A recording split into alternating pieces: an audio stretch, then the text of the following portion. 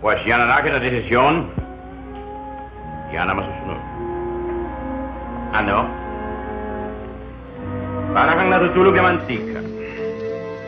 No me digas na hindi mo alam na maraming gulo nangyayari sa labas ng pueblo. Sabes muy bien na maraming mga soldados ang pinapatay ng mga insurrectos at kinukuha ang kanilang mga fossiles.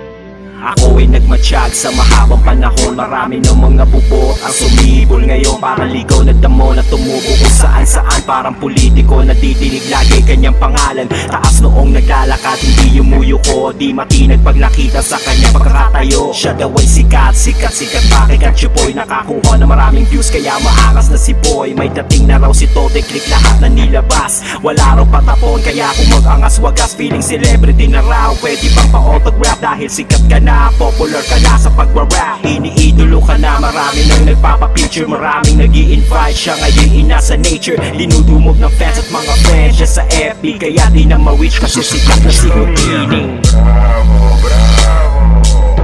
Oo na, sikat ka na. Bravo, bravo. Oo na, magaling ka na.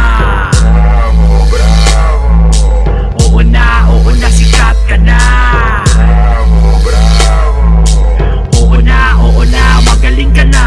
Minsan siya'y nakita nilapitan ng lahat. Pwede ba akong magpa-picture kasi po kay sikat. Ngumingiti siya sa camera pag off sumisimangot na parang artista. Pag nakita sa TV kumakaway pa. Sagad sa kaplastikan ayos pagkaharap. Ang ngiti ay abot tenga habang siya ay nagwa-rap. Pero pag siya'y nasa pawan masama kung tumingin. Itataas kanyang noo parang bating iisnapin. Ang kapwa niya kabaro kasi ayaw magpasabaw. Kasi daw siya ay sikat kaya walang pwedeng sumapa. Kahit sino siya ang hari, matalim daw kanyang tare. Magaling daw siya kaya wag kang magbabaka sakali.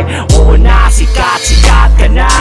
Oo na, ikaw na magaling. Malupit ka na, walang pwedeng sumapaw o dumain sa'yo. Pinupuri kita kaya masasabi ko lang. Tingnan mo